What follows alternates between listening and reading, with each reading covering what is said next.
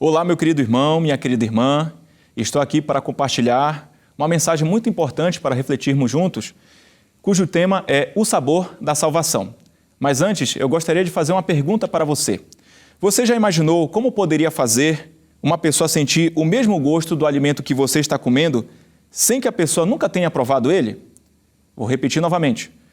Como você poderia fazer com que uma pessoa sinta o mesmo sabor do alimento em que você está comendo, sem que ela nunca tenha provado ele? Calma, fique tranquilo, que nós vamos voltar a esta pergunta no decorrer do sermão e já com a resposta pronta. Mas neste momento, eu quero pedir a você que abra sua Bíblia no segundo livro de Reis, no capítulo 2, e nós vamos começar a partir do versículo 19 até o versículo 22, que diz assim: E os homens da cidade disseram a Eliseu: Eis que é boa a situação desta cidade, como meu senhor vê. Porém, as águas são más, e a terra é estéril. E ele disse: Trazei-me um prato novo, e ponde nele sal. E lhe trouxeram. Então saiu ele ao manancial das águas, e deitou sal nele, e disse: Assim diz o Senhor, sararei a estas águas, e não haverá mais nelas morte nem esterilidade. Ficaram, pois, sãs aquelas águas, até o dia de hoje, conforme a palavra que Eliseu tinha falado. Bem, meus queridos irmãos, Eliseu, algumas horas antes, havia acabado de se despedir de Elias. Como todos nós sabemos, Elias, ele subiu ao céu numa carruagem de fogo, e Eliseu atravessou o rio Jordão usando a capa de Elias e estava voltando para Jericó. Os homens de Jericó, conhecendo o ministério de Eliseu e também sabendo da fidelidade dele com Deus, resolveram procurá-lo e compartilhar sobre algo muito importante que estava acontecendo na cidade de Jericó. De acordo com o contexto geográfico, Jericó estava bem localizada, estava próximo de cidades metropolitanas, mas existia um problema muito grave dentro da cidade de Jericó. As águas da cidade eram más. E isso era um problema muito grande. Por quê?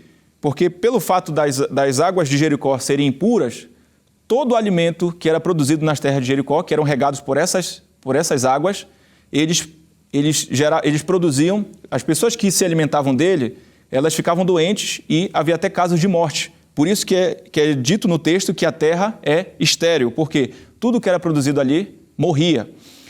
E os homens de Jericó procuraram Eliseu para compartilhar desse problema e ver se Eliseu poderia apresentar uma solução. Bem, como nós podemos ver no versículo 20, Eliseu, ele pediu para colocar sal num prato novo. E através desse elemento que foi o sal, Eliseu, ele colocou, conforme o versículo 21, bem no manancial das águas, ou seja, bem na fonte das águas. E ele disse essas palavras: Assim diz o Senhor, sararei a estas águas, e não haverá mais nelas morte e nem esterilidade. E conforme nós vamos ver no versículo 22, as águas elas ficaram puras. Bom, meus queridos irmãos, na Bíblia nós vamos ver, principalmente no Velho Testamento, que o sal ele era usado para duas coisas.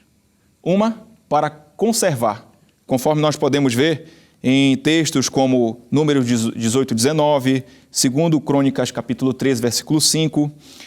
Mas também o sal ele era usado para dar sabor. Inclusive, falando sobre a questão da conservação, o sal existe na Bíblia chamado pacto de sal, ou seja, as pessoas elas queriam conservar aquela amizade, queriam conservar aquela aliança, por isso era chamada de pacto de sal. Então, entendendo o significado do sal na palavra de Deus, nós vamos entender a aplicação espiritual que ele tem para nós. Nessa história, irmãos, de Eliseu, nós podemos extrair duas lições espirituais importantíssimas para a nossa vida. A primeira é que nós precisamos do sal em nossa vida. No livro O Maior Discurso de Cristo, na página 36, nos diz assim: O sabor do sal representa o poder do cristão, o amor de Jesus no coração, a justiça de Cristo penetrando a vida. Pronto, nós já identificamos qual é o significado espiritual do sal. Agora, nós vamos ver na própria palavra de Deus como que esse sal pode ser aplicado na nossa vida. Ou seja, o sal que nós vimos aqui, conforme o texto lido, significa a justiça de Cristo. Então, nós precisamos da justiça de Cristo na nossa vida. Como? Como nós podemos aplicar a justiça de Cristo na nossa vida? João capítulo 14, versículo 27 diz assim: Deixei-vos a paz, a minha paz vos dou. Não vou-la dou como o mundo dá. Não se turbe o vosso coração, nem se atemorize. E também João capítulo 16, versículo 33 acrescenta: Tenho-vos dito isto, para que em mim tenhas paz. No mundo tereis aflições, mas tende bom ânimo. Eu venci o mundo. Meus queridos irmãos, essas aqui são palavras do próprio Cristo, dizendo para os seus discípulos e também para todos nós. Cristo, ele compartilha a sua paz conosco, uma paz que pode superar as adversidades, uma paz que pode nos manter calmos diante das tribulações. E essa paz, ela só pode ser alcançada através de um encontro pessoal com Ele, de uma experiência com Ele. Todos nós temos o costume de compartilhar com as pessoas aquilo que gostamos, aquilo que é satisfatório para nós. Então, imagine uma comida muito gostosa, um alimento muito gostoso que você gosta, que você sempre repete. Qual é a melhor maneira de você compartilhar com a pessoa, ou melhor, qual é a melhor maneira de você fazer com que uma pessoa sinta a mesma sensação que você tem ao se alimentar ou ao ingerir aquele alimento que você tanto gosta? É ela experimentando também. Então, aqui, nesse momento que eu volto à pergunta, como você poderia fazer uma pessoa sentir o mesmo gosto do alimento que você está comendo sem que ela nunca tenha provado ele antes? A resposta é: não tem como fazer isso sem que ela mesma experimente este alimento. Então, é assim que é a nossa experiência com Cristo. Eu posso usar a explicação mais didática, eu posso usar a melhor explicação, a melhor matéria para que a pessoa entenda o passo a passo para ter uma experiência com Deus, mas a única maneira dela experimentar isso, dela sentir a sensação de como é ter Jesus na sua vida, é ela experimentando. É como se ela estivesse comendo uma comida maravilhosa, uma comida gostosa, só ela para poder ter essa experiência. E assim como eu, assim como você.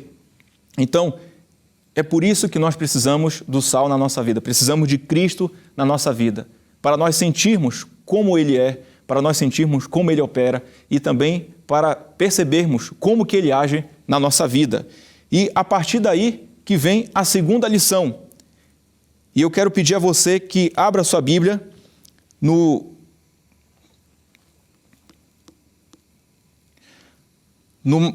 Evangelho de Mateus, capítulo 5, versículo 13, que diz assim: Vós sois o sal da terra, e se o sal for insípido, como que se há de salgar?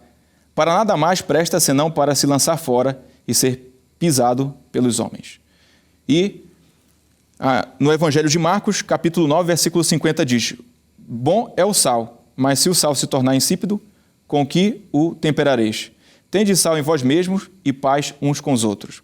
Bom, meus queridos irmãos, a segunda lição é que a partir do momento em que você tem um encontro pessoal com Cristo, que você vive uma experiência profunda com Cristo, você se torna o sal. Nós devemos ser sal, porque tudo aquilo que nós vivemos com Cristo, nós daqui para frente passamos a compartilhar com as pessoas. E é isso que Cristo espera de nós. Ele quer que nós vivamos uma experiência pessoal com Ele, para que nós possamos compartilhar com outras pessoas. Mas aí que está um problema. Porque muitas pessoas apenas estão encontrando o sal, mas não estão experimentando ele. Sabe quantos cristãos existem no mundo atualmente? De acordo com algumas estatísticas, existe aproximadamente 2,6 bilhões de fiéis no mundo todo. Ou seja, a terça parte do mundo se diz cristã ou crê nos ensinamentos de Jesus. Mas, apesar de essa quantidade de pessoas servirem a Cristo, ainda assim tem muitas pessoas que estão morrendo sem nunca ter ouvido falar no nome de Jesus. Mas como isso é possível se temos uma quantidade de pessoas, de cristãos, Então, ou seja, o mundo poderia ser evangelizado mais rapidamente, pessoas poderiam ser alcançadas de maneira massiva, mas os próprios números mostram para nós que não é a quantidade de fiéis o problema do mundo. Não é que falta fiéis, não é que falta cristãos no mundo, mas sim falta pessoas viverem experiências com Cristo. Falta pessoas que tenham experimentado o sal espiritual na sua vida, que é Jesus Cristo. E para isso, no maior discurso de Cristo, ainda na página 36, diz: o sal deve ser misturado com a substância em que é posto. É preciso que penetre a fim de conservar. Assim é como o contato pessoal e a convivência que os homens são alcançados pelo poder salvador do Evangelho. Não são salvos em massa, mas como indivíduos. A influência pessoal é um poder. Cumpre-nos a chegar-nos àqueles a quem desejamos beneficiar. É esse o propósito de Deus na nossa vida, irmãos. Ele quer que nós sejamos alcançados por Cristo. Ele quer que nós possamos viver uma experiência única, uma experiência autêntica com Cristo, para que através da nossa própria experiência nós possamos alcançar outras pessoas e também encaminhar elas para Cristo. Mas como nós podemos alcançar, como nós vamos compartilhar algo para as pessoas que nós não vivemos, que nós não experimentamos? Ainda no maior discurso de Cristo, página 36, ele acrescenta: sem uma viva fé em Cristo como Salvador pessoal, é impossível fazer com que nossa influência seja sentida em um mundo cético. Não podemos dar a outros aquilo que nós mesmos não possuímos.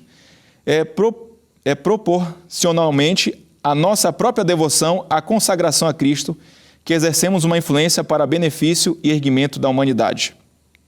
Então, meus queridos irmãos, nós não vamos ter autoridade ou credibilidade de compartilhar com as pessoas aquilo que Cristo faz, aquilo que Cristo pode fazer na vida de qualquer pessoa, se não começar primeiro conosco. Por isso, meus queridos irmãos, eu faço um apelo para todos hoje.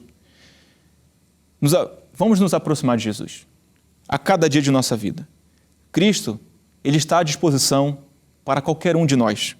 Mas para isso, nós precisamos nos permitir que Ele atue na nossa vida, para que Ele nos purifique e para que Ele nos capacite para sermos sal aqui na terra.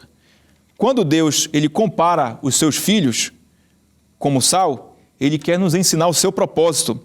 E o seu propósito é nos tornar objetos da sua causa para a salvação de outras pessoas. E para que isso aconteça, eu e você, nós precisamos dar espaço para Cristo operar na nossa vida.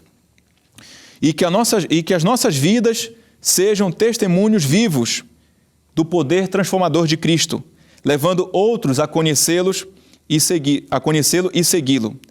E assim, finalmente, nós estaremos cumprindo o propósito de espalhar o amor e a mensagem de Cristo e a sua salvação para onde quer que formos.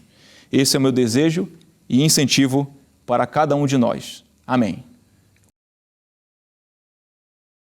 Se de alguma forma essa mensagem tocou o seu coração, compartilhe com seus amigos e familiares. Deixe o seu like, se inscreva no canal para receber todas as mensagens que ajudarão a edificar a sua vida espiritual.